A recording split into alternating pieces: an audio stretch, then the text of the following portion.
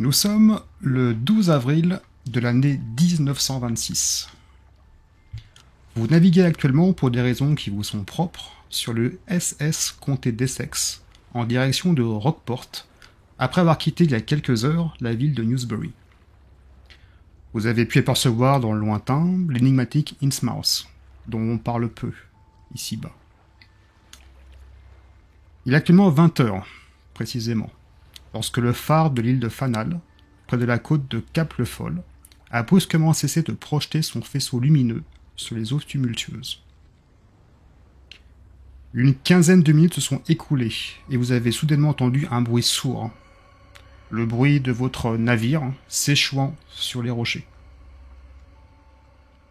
Le bateau est en train de sombrer et l'équipage vous pousse rapidement vers une petite embarcation qui fait office de canot de sauvetage. Tandis que vous grimpez à bord, les matelots vous conseillent de ramer tout droit en direction de l'île, avant que la tempête ne grossisse plus. De leur côté, ils vont tenter de rallier le continent à la recherche de secours éventuels. Sans plus un mot, vous embarquez. Ils vous font descendre sur une mer sombre et surtout agitée. Au loin, vous percevez une petite lumière qui brille au pied de la silhouette gigantesque qu'est le phare. Votre seul repère désormais maintenant dans la nuit. Vous êtes donc trois. Trois inconnus, 2 hommes, une femme, livrés à eux-mêmes, risquant leur vie pour rallier un tout petit bout de côte. Et c'est à vous. Je vais vous demander votre positionnement dans le canoë et de vous décrire très succinctement.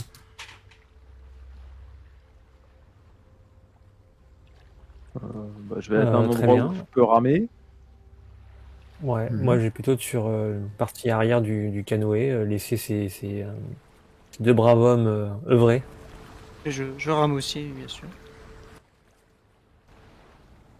Et je dis rien, quoi. Je parle pas aux autres pour l'instant. Ce qui compte, c'est la survie. c'est s'en sortir de. On a eu de la chance déjà de pas finir au fond, donc ce qui compte, c'est ça. Je pars pas, je suis dans l'effort, je rame. Donc vous ramez. Madison, tu ressembles à quoi peut-être physiquement, si tu peux nous dire un petit peu. Hormis ta beauté éclatante, mais... C'est une jeune femme, fin de vingtaine, en effet, très jolie, qui est habillée plutôt confortablement pour le terrain, car c'est une scientifique qui étudie la faune marine. Parfait.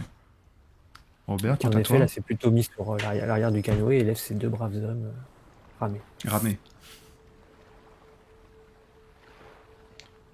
Robert, quant à toi, C'est à moi. Oui. Robert est un homme de pratiquement 40 ans, et c'est ce qui l'angoisse, puisqu'il a 39 ans, et dans quelques mois il aura 40 ans. Il n'aime pas trop ça. Le temps passe vite. C'est un brocanteur antiquaire, voilà, il aime glaner des choses, voilà, pour sa boutique, pour les revendre, tout ce business-là l'intéresse beaucoup. Propre sur lui, petite casquette, veston, chemise, là il a peut-être pas, justement j'ai peut-être pas de veste. Je vais la garder comme sur la photo et comme je suis là ce soir. J'ai pas eu le temps de prendre ma veste, voilà, donc il est juste en chemise. Mais c'est pas un costume, quoi. C'est habillé bien, mais c'est modeste, quoi. Voilà, c'est des vêtements plutôt classiques, mais propres, quoi. parfait. Et je rame, comme je le disais juste avant. Très content de ne pas avoir fini au fond de la mer. Donc, Quant à toi, David, Donc c'est un homme un peu plus de 40 ans, 42 ans précisément. Plutôt grand, il doit faire 1m80. En costume, avec un par-dessus. On voit sa cravate aussi. Voilà, plutôt pas habitué à une situation de ce type-là, plutôt un homme de la ville. Voilà, avec une paire de lunettes. Voilà, le visage un peu fermé et pas spécialement inquiet de la situation, peut-être parce qu'il est habitué à certaines situations dangereuses ou pas. Et voilà, concentré sur sa tâche qui est de ramer pour atteindre l'île, pour être plus en sûreté que sur l'eau en l'occurrence. donc vous ramez. Vous voyez qu'au fur et à mesure, donc votre première embarcation s'éloigne et l'eau c'est de plus en plus noirâtre au fur et à mesure que vous vous approchez de ce petit bout de terre. Une légère pluie commence à tomber, à virevolter, qui vient frapper votre visage. Et tout d'un coup, vous entendez un bruit sourd. Hein. Quelque chose en dessous de votre coque. Et votre canot vient à peu près à s'immobiliser. Un rocher en essayant d'essayer de ramer, de forcer. Oui, nous avons atteint le rivage, messieurs. Alors, pas du tout. Vous êtes encore Non. assez loin du rivage. Je pense la tête dans l'eau et je la regarde juste. Je dis rien, mais je te fais un regard de. N'importe quoi, mais qui veut dire ça quoi, tu vois, je regarde. On essaye J'essaye de continuer de pousser. Je sais pas s'il y a des rochers qui permettraient de donner un coup de rame contre pour décaler un peu le bateau. Il n'y a pas forcément de rocher. Quand tu mets un des coups Voir de rame, quelque c'est ça chose pour qui, voir... Ouais, toucher vers si il y a des écueils en dessous en fait. T'entends une sorte de bruit métallique quand tu frappes avec ta rame. Manifestement, quelque chose, vous avez heurté quelque chose. Si je me penche, je vois quelque chose. Mhm. Je regarde au-dessus. Est-ce que tu mets ta main dans l'eau pour voir ou comment ça se... Non, ce serait pareil avec la rame pour.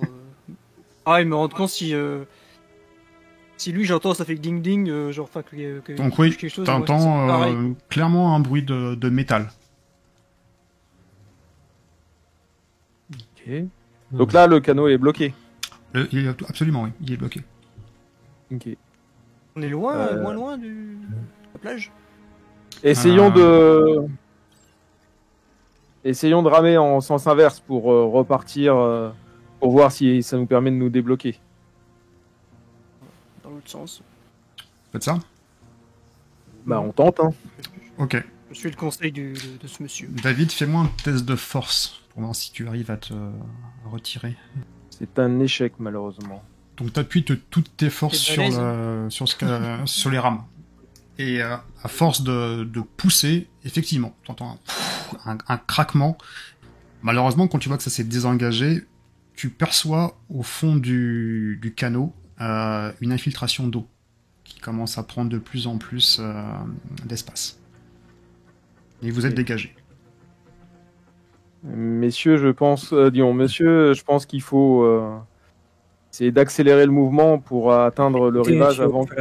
Accélérer, et moi je vais peut-être tenter d'écoper si je trouve quelque chose, s'il y a un baquet ou quelque chose, pour tenter d'évacuer cette eau, mais pressez-vous, messieurs. Allez, du nerf. Même avant qu'il dise ça, j'étais déjà en train de me dépêcher à se concentrer sur la survie. Avant qu'il le dise. Vous commencez à... Ok, vous redoublez Moi, je d'efforts. cherche, il y a pas quelque chose, un baquet, une bâche, si je peux trouver quelque chose pour un peu évacuer l'eau. Non, pas forcément. Non, absolument rien dans le canot.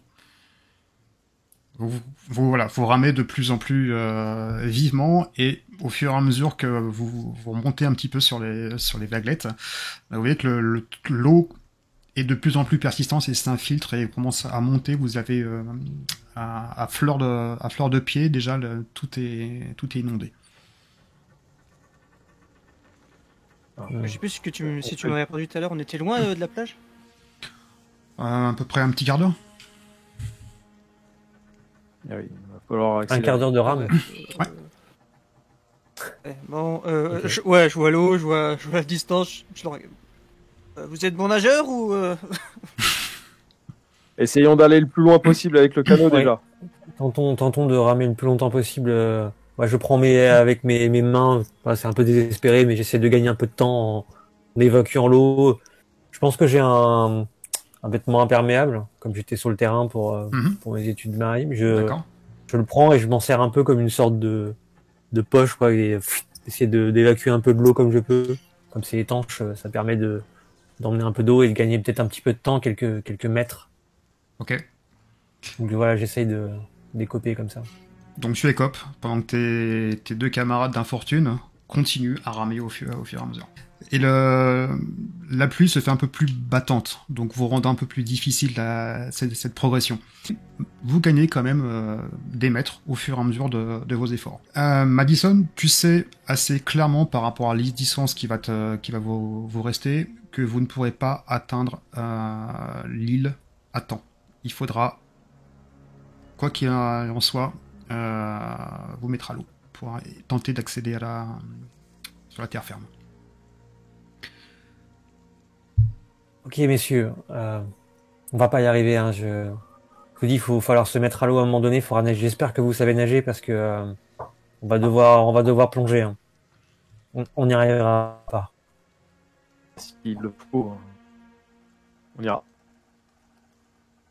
Je vois sur ma tronche que je suis pas très rassuré pour d'aller nager. Vous entendez Pareil, pas très motivé dans cette tempête. Vous voyez les premiers éclairs qui commencent à zébrer le ciel, un peu au loin. Vous voyez donc le phare, cet imposant monument qui fait des apparitions noir, blanc, l'obscurité et un bref moment d'éclairage. Est-ce qu'il y aurait quelque chose dans l'embarcation pour nous aider à flotter un minimum pour si on doit nager? Quelque chose pourquoi on pourrait tenir pour, vous avez des... Qu'est-ce que tu penses à quoi exactement? Genre, tu sais, un truc qui flotte, c'est pour s'appuyer dessus, pour t'aider à nager avec, quoi, mais je pense qu'il ne doit pas avoir grand-chose à part les rames. Oui. Non, vraiment, il y a des rames, il y a une petite couverture, il y a deux couvertures, mais hormis ça, il n'y a pas plus. Le canot est renversé. Donc là vient le point critique où... réussir à le renverser. Oui, vous avez de l'eau maintenant à peu près à moitié du tibia. Et vous savez que l'embarcation est sur le point de sombrer. La bonne nouvelle, c'est que vous voyez distinctement maintenant le phare, la côte. Bien. Ni une ni deux, Madame, j'enlève la rame de... J'enlève la rame du dans quoi elle est, je sais plus comment ça s'appelle, le truc dans quoi elle est coincée pour pouvoir ramer avec, et puis je vais la prendre avec pour faire une sorte de planche pour m'aider à nager, quoi. Moi, je retire un certain nombre de couches et je les mets dans mon sac en me disant que faudra être le plus léger possible quand même pour pas être trop encombré pour nager. Okay. Donc, sinon, oui, moi, j'enlève mon manteau, je récupère les quelques affaires que je peux avoir dedans et je les mets dans d'autres poches en l'occurrence. Et puis voilà, je me débarrasse parce que le manteau ça risque d'être trop lourd dans l'eau pour nager avec. Donc je laisse le manteau, ton par-dessus. Voilà, mon par-dessus, je l'enlève. Et puis je récupère pareil la rame pour essayer. Ça aide à flotter en tout cas. Voilà. Vous entendez un premier plongeon, en tout cas une embarcation par rapport à la barque. Robert s'est mis à l'eau, également avec la rame, suivi par Madison et ensuite toi David.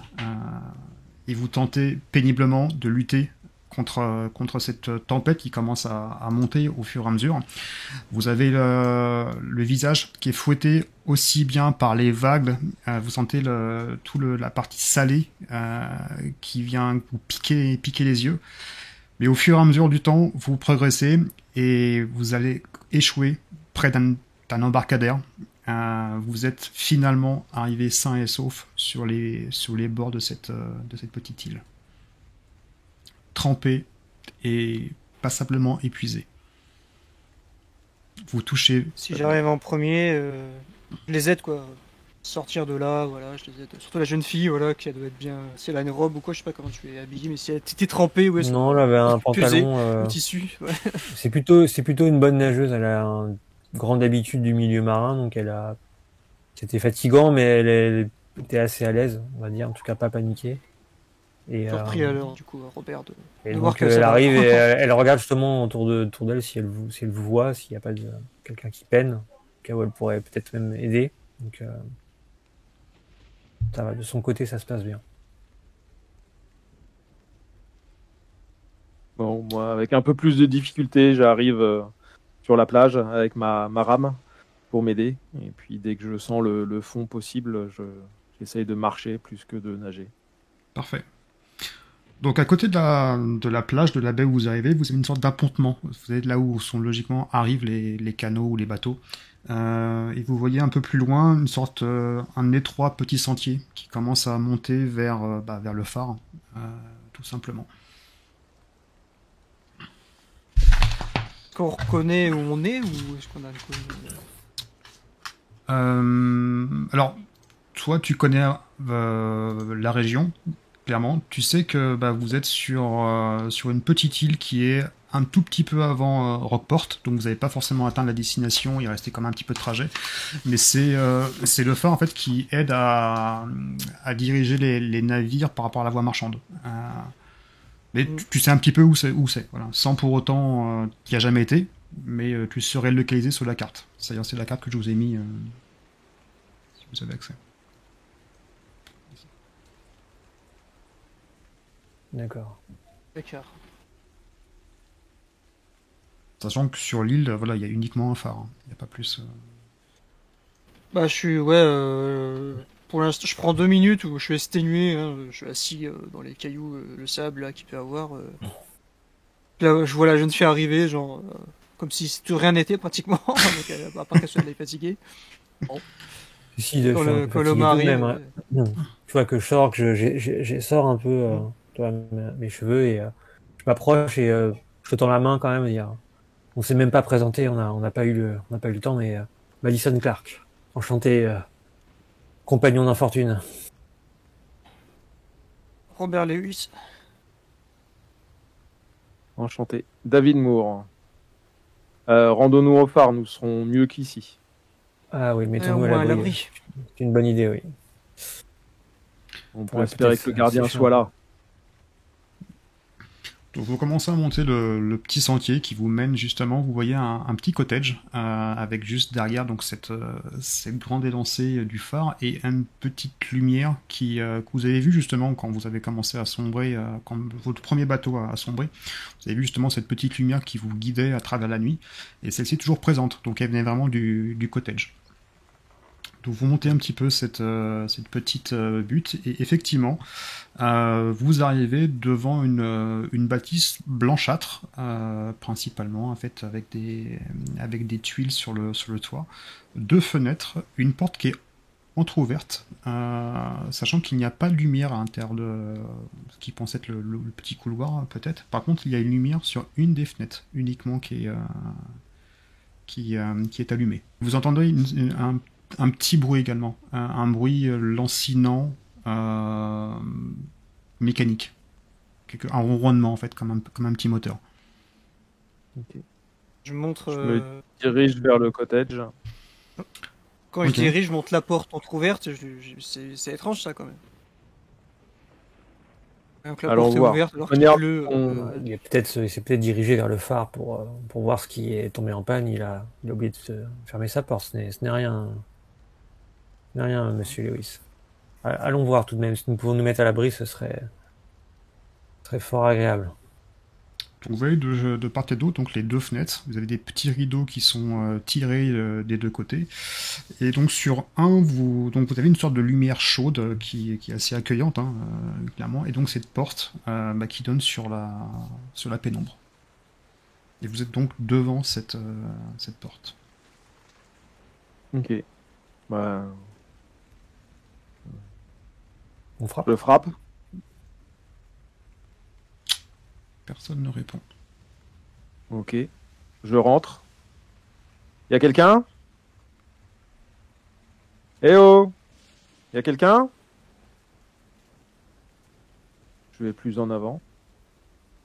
Donc tu commences à rentrer donc tu pousses la porte.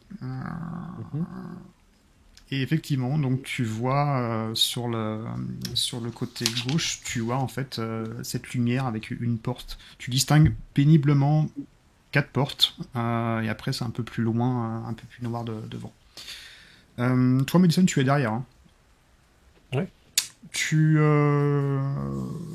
vois par terre des empreintes dans la boue, juste devant, à côté de la porte. Des empreintes qui se dirigent vers l'extérieur ou qui rentraient dans la pièce? Qui se dirigent vers l'extérieur. D'accord. C'est des empreintes qui... Alors, c'est assez confus. Hein. Tu as plusieurs types d'empreintes. Des empreintes que tu peux sûrement qualifier peut-être de bots. Et par-dessus, des empreintes... toi qui est un peu du métier, qui sont pensées une sorte de canard, peut-être. Des pieds palmés. Voilà. Mais assez volumineuses, qui recouvrent littéralement en fait les traces de bottes. Très bien. Bah, quand je vois ça, je m'accroupis, je sors mon carnet et mon crayon et je commence un peu à regarder ça de près, à prendre des notes, à griffonner et j'alerte quand même Monsieur Moore. Regardez, il y a des traces de pas avec de la boue. Je pense que, en effet, comme je le disais, le gardien a dû sortir, en tout cas la personne qui habite ici a dû sortir. Il y a eu du mouvement en tout cas. Je suis un peu en arrière de toi, je vous dis, je vais faire le tour de la maison, il doit y avoir un appendice, quelque chose, enfin, chez quelqu'un, je vais faire le tour. Peut-être chercher quelqu'un derrière, voilà, s'il y a un petit abri petit abri de jardin ou je sais pas trop quoi, enfin je cherche quoi.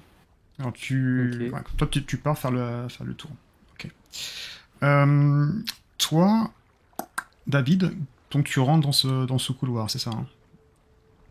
Oui, moi je rentre et je me dirige vers là où il y a de la lumière, puisque en théorie c'est là qu'il devrait pouvoir y avoir quelqu'un. Alors, si tu souhaites, tu peux allumer la lumière, parce qu'il y a des ampoules. Donc si tu souhaites, tu peux allumer la lumière pour éclairer le couloir. Ou tu peux te diriger vers ça. Là, oui. Ok. J'allume la lumière et puis après je me dirige vers... Donc là, tu vois que très distinctement, tu peux distinguer, en fait, il y a 4 portes. 2 proches de toi et vraiment 2 sur le fond. Et sur le fond du couloir, tu vois très distinctement une volée de marche qui est censée monter donc vers le phare. Ce que tu peux distinguer également très rapidement, c'est que tu vois que derrière la porte, tu as une patère fixe, tu sais, où tu accroches les cirés, des choses comme ça. Et donc là également, il y a un vieux ciré usagé qui est accroché. Tu vois également dans une petite boîte à côté, tu as 2 paires de bottes en caoutchouc qui sont bien rangées, juste côte à côte.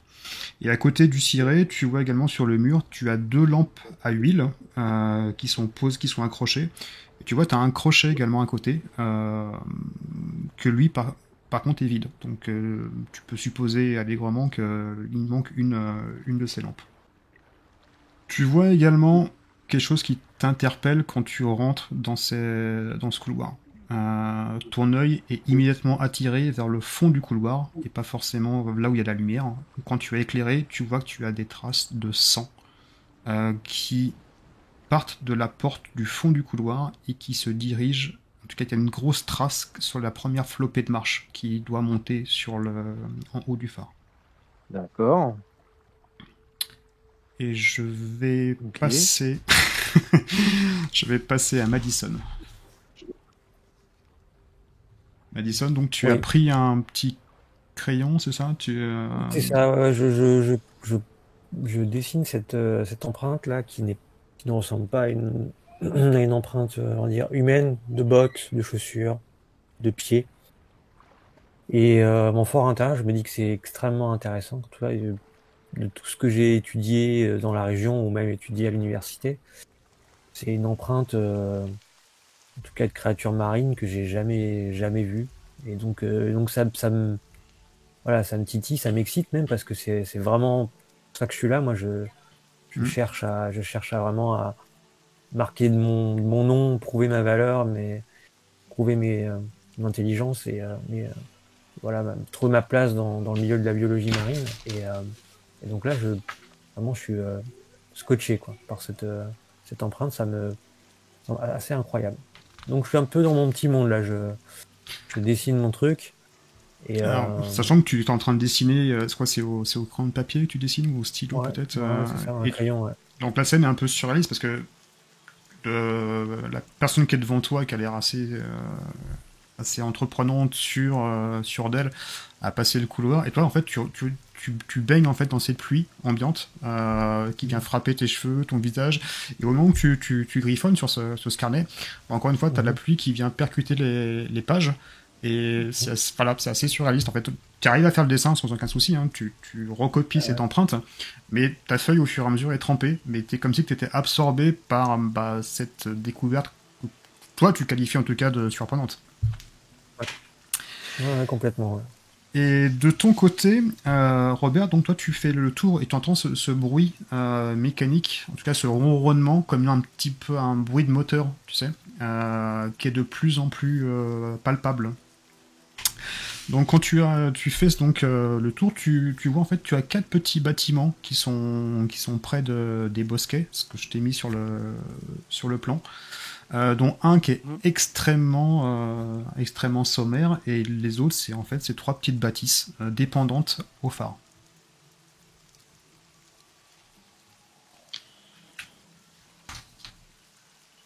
Ouais, je vais aller vers le bruit de moteur. Je me dis que si la personne est sortie, enfin en tout cas s'il y avait une personne qui est sortie, c'est peut-être vers là, ou en effet vers le phare, moi comme je suis là, donc ouais, je vais aller vers ce bruit.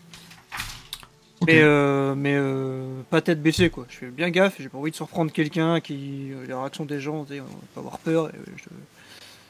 Donc je tu ouvres. assez prudent quand même. Alors tu es devant la porte, tu ouvres la porte, je présume. Oui, dès que j'arrive au bruit du moteur, si c'est dans un bâtiment, en effet, je.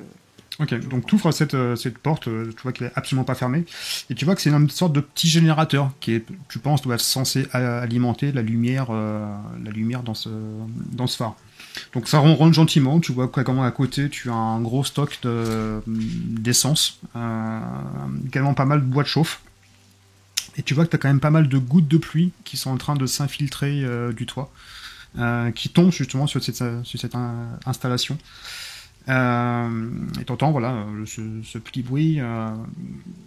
Ce qui peut être surprenant, c'est que tu as de l'électricité en fait sur l'île, mais le phare ne fonctionne pas. Je me dis, je parle même tout seul. Je pense que je dis, l'ampoule doit être.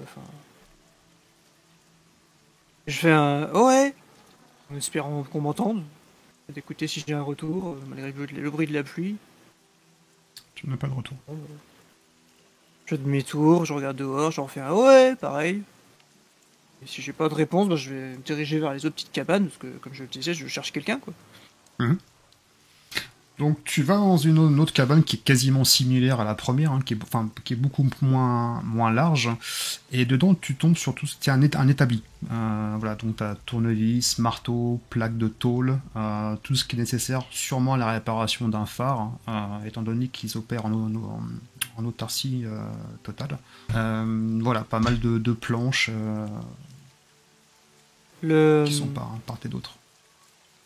Le sol, c'est du dur ou de la terre? C'est du dur. Plancher ou Non, c'est un plancher. Je me dis, je suis bête, j'aurais dû vérifier dans l'autre. Je regarde si le sol, il y a des traces de quelqu'un serait rentré sous la pluie, quoi. Ça peut être mouillé ou il y a pas de la terre ou quoi. Donc je regarde ça dès que je rentre. Fais-moi un jet de dans la petite maison. toc. Ah, le jet de toc, tellement classique, donc Toulouse. Oui. Le toc, je suis à une chance sur 2. C'est réussi. Parfait. Donc tu regardes un petit peu si tu vois des traces peut-être de pas, de boue ou de terre qui ont été où il y a une empreinte quelque part dans une des 2 cabanes ou cabanons que tu as visité. Et absolument pas. J'ai le regard vers le phare. Ah, je vais aller voir les autres quand même avant. J'essaye de. Ouais, je suis en chemise sous la pluie, donc je remets mon col quoi pour me dire ah ça va me tenir chaud, mais ça sert à rien du tout. Et là je vais courir un peu sous la pluie parce que bon ça mouille, hein, c'est froid. Donc, je vais courir vers les autres tranquillement. Vite me mettre à l'abri. D'accord. Tomber, du coup j'imagine peut-être devant. Alors quand tu reviens, effectivement, si Madison tu ne fais rien d'autre, tu vas tomber sur Madison et tu vois une scène qui est un petit peu surréaliste. Elle est en train de dessiner, tu la vois qui est accroupie, qui dessine, et tu as la pluie qui tombe sur son dessin et même sur sa chevelure et sur ses vêtements. Oui, d'ailleurs, à un moment donné, alors c'est peut-être au même moment où Robert arrive, mais je passe ma main pour dégager un peu les mèches plaquées, mouillées sur mon visage pour voir un peu ce qui se passe autour de moi. Et Et finalement, je vois Robert, mais je fais pas trop attention à lui. En fait, ce qui m'intéresserait surtout, c'est de dire il y a une empreinte, est-ce qu'on n'a pas une autre? Je peux pas les suivre finalement. Parce que là, je suis vraiment dans cette voilà petite Alors, tu envie de creuser le pourrais, oui. sujet et Ouais, je me oui, dis tu pourrais suivre ces empreintes. ouais, Effectivement, oui. c'est ça. Euh, Bah, c'est sûrement ce que je vais faire. Je vais me lever, je dis ah, et il va me voir comme ça, un petit peu le regard pétillant. Je dis, ah, c'est vraiment fascinant. C'est fascinant. Et donc je Ce vais essayer moi qui, de vous non faites, mais ce qui est fascinant de d'écrire sous la pluie, je comprends pas ce que vous faites. Là. non mais regardez, il y a des empreintes d'une créature qu'on n'a jamais, enfin, on n'a jamais entendu parler. Je C'est regarde peut-être le une sol. très très grande, c'est une très très grande découverte. Écoutez, Monsieur Lewis, je ne peux pas ne pas creuser cette piste. C'est une opportunité incroyable. Écoutez, peu importe la pluie. Écoutez, si vous trouvez un moyen de peut-être de regarder pour le phare ou trouver des secours, mais moi écoutez, faut que je creuse cette piste. C'est une, voilà, je ne peux pas laisser passer ça. De ton côté, David, Euh, tu es Voilà, dans je cherche ce... vraiment à suivre la piste. Je me D'accord. dirige vers la pièce où il y avait de la lumière. Donc tu rentres dans cette pièce, la porte n'est absolument pas fermée, donc tu pousses la porte, et effectivement, tu es baigné par cette odeur chaude, cette luminosité, qui tranche littéralement avec la partie du couloir et l'extérieur, et vos péripéties que vous avez eues auparavant. Tu vois, dans cette salle, tu as disposé au milieu de la pièce, tu as 3 fauteuils, bien distincts. Tu as également un petit secrétaire, qui est plaqué contre le mur, ainsi une grande table où il y a pas mal d'ouvrages dessus, de bouquins. Tu vois également, t'aperçois une pipe, une bague à tabac, tu vois également une paire de jumelles qui est posée sur cette table, pas mal de carnets, crayons, aquarelles également, des pinceaux, comme si, voilà, une sorte d'atelier.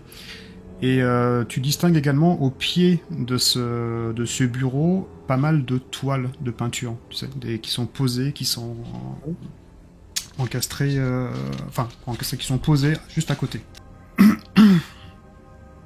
Tu vois également une sorte de petite bibliothèque, enfin bibliothèque assez succincte où il y a quelques ouvrages qui sont posés, sûrement pour passer le temps sur une île, sur un bout d'île isolée. Voilà. C'est à peu près ce que tu vois dans cette pièce, qui est pas forcément richement décorée, hein. C'est quelque chose qui est assez pratique. Tu penses que les habitants du phare sont coincés là très régulièrement l'année, donc voilà. Ça va être la pièce principale à vivre. Ok. Et pas de raison, disons, il y avait la lumière, c'est quoi? C'est une bougie? C'est une Non, lampe allumée? c'est l'ampoule. C'est une ampoule. Une ampoule, ok. Ouais. Très bien. Ok.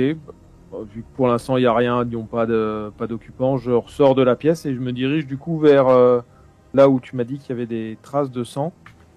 Alors oui. Toi, tu as quand même l'œil exercé de par ta profession. Tu travailles donc au bureau d'investigation. Deux choses attirent ton œil assez rapidement. Tu vois dans le plancher des impacts de balles. D'accord. Qui sont des balles qui sont figées dans le sol. Également, tu vois, donc quand tu arrives au bout du couloir, je présume que tu vas au bout du couloir, dans les mares de sang qu'il y a, parce que c'est vraiment une mare de sang, tu as trois objets ronds, petits, qui brillent, d'un éclat assez trompeur. Ok. Je reconnais ces objets ou... Quand tu te rapproches, tu vois que ce sont des pièces. D'accord. J'en ramasse une. Donc et tu je mets regarde tes mains dans le sang. Oui, c'est ça. Tu vois les pièces, mais tu ne connais pas cette monnaie. Sur une des faces, tu as une sorte de monolithe assez grand, proéminent. Et quand tu retournes la pièce de l'autre côté, tu as une symbolique que tu ne comprends pas. Ok. Les traces de sang, donc c'est une grosse mare de sang, mais il y a des traces qui vont ailleurs après, du style dans l'escalier ou vers une pièce. Tout à fait. En fait, les traces de sang partent de la pièce qui est fermée quand tu rentres, et après qu'elle se dirige vers la flopée de marche qui doit monter, à ton avis, directement au phare. D'accord. J'essaye de rentrer dans la pièce qui est fermée, en l'occurrence. La pièce qui est à côté de la mare de sang. Ouais. Donc tu pousses cette porte et tu arrives dans ce qui semblerait être une cuisine. Tu vois rapidement un évier, un grand évier dessus, où sont tassées quand même pas mal d'assiettes sales. La vaisselle n'a pas dû être faite depuis un petit bout de temps. Une marmite également, c'est une gazinière, enfin une table avec son trio de chaises, donc la porte qui doit mener au bureau que tu as où t'as passé. D'accord. Tu vois également un petit poêle à boire où repose dessus une petite bouilloire.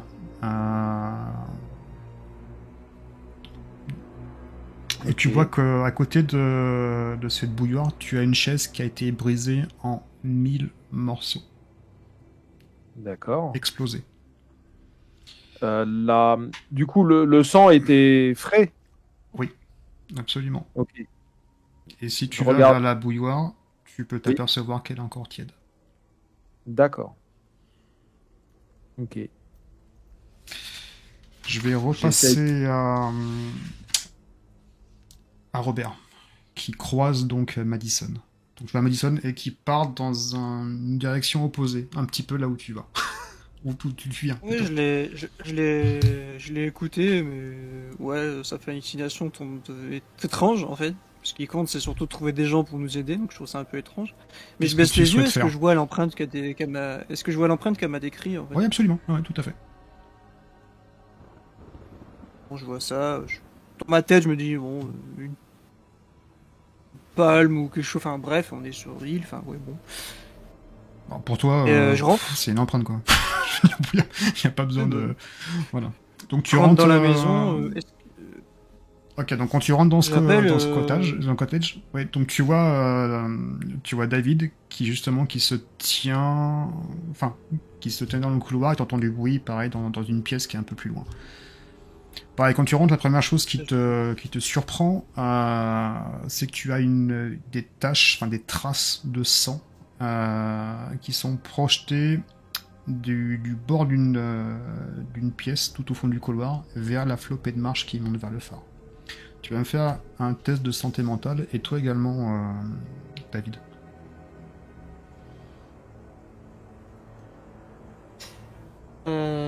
Santé mentale. T'es là. Ah, je l'ai fait 2 fois, non? Oui, mais les deux sont réussis, donc c'est parfait. Bon, ça me surprend tout de même, hein, ça je le mets de côté. Ça reste du sang, donc bon, c'est un peu voilà. Mais... C'est raté pour moi. David, jette-moi un dé de 3, s'il te plaît. Ce sera la perte que tu vas avoir.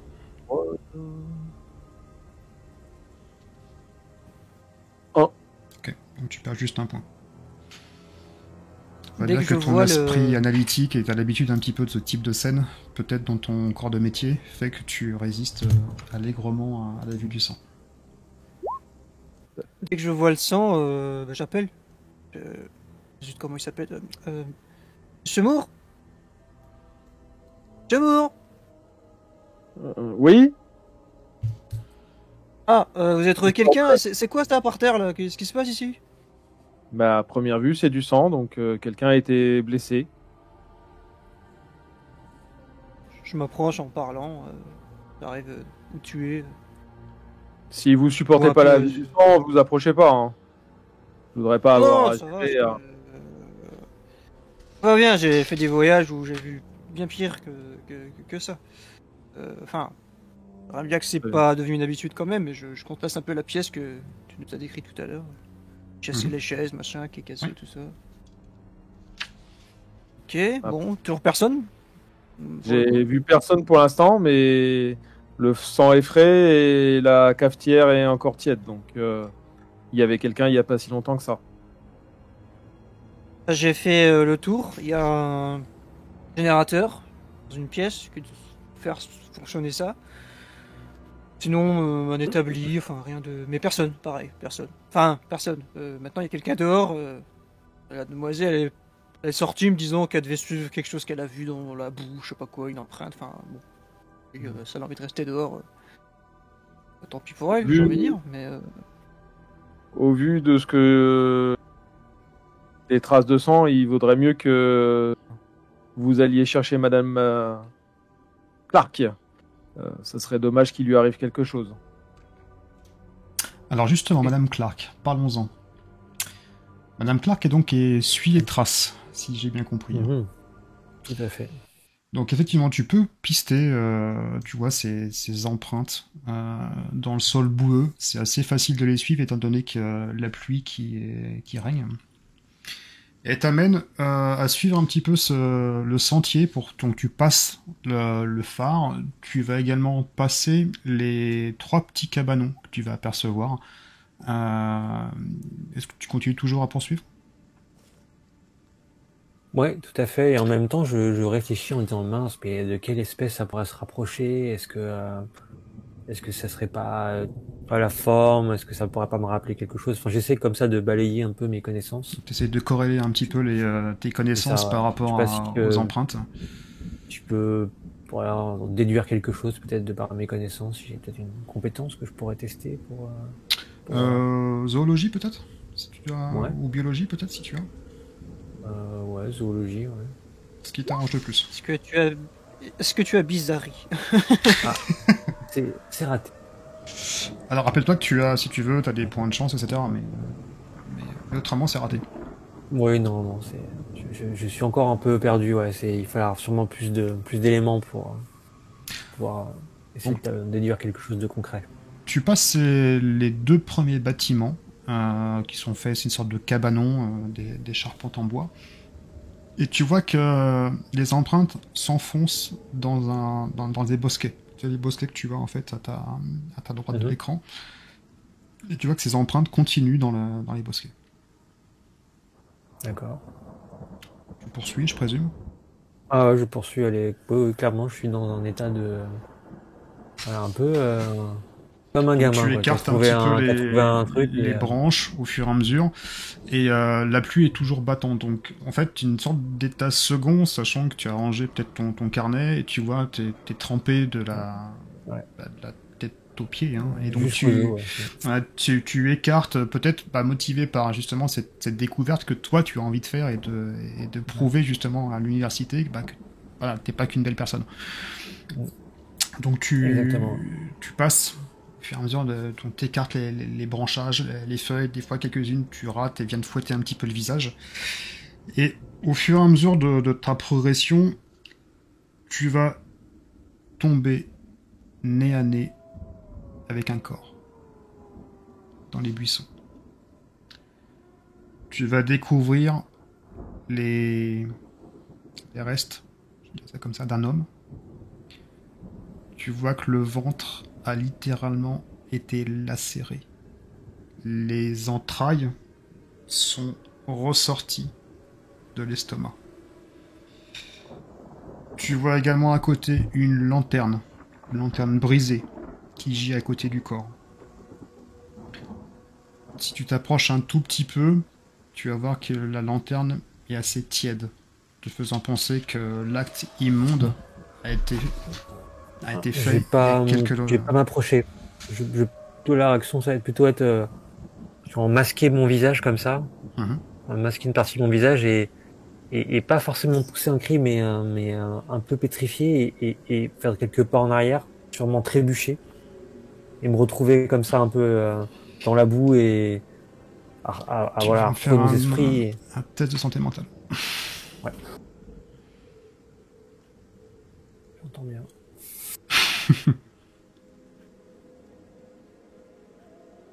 C'est réussi. Tu vas perdre uniquement un point.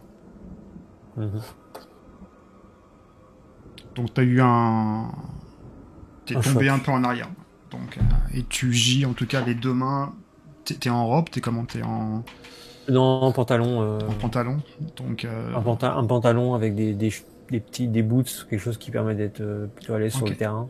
En tout cas, tu piaffes littéralement dans la boue, j'ai avec l'eau qui te tombe dessus, et tu vois justement devant toi cette vision du corps, avec le sang qui... Je suis étalé et j'ai mon regard qui tombait, et je suis fixé sur le regard sûrement vitreux du cadavre, et j'ai en effet peut-être quelques minutes où je suis un peu pétrifié comme ça avant de... Voilà, et de tu me vois qu'il y a une relever sorte... l'eau de pluie se mélange un petit peu avec le sang, ce qui fait couler un petit peu sur la terre qui commence à être meuble. Voilà, scène un peu surréaliste.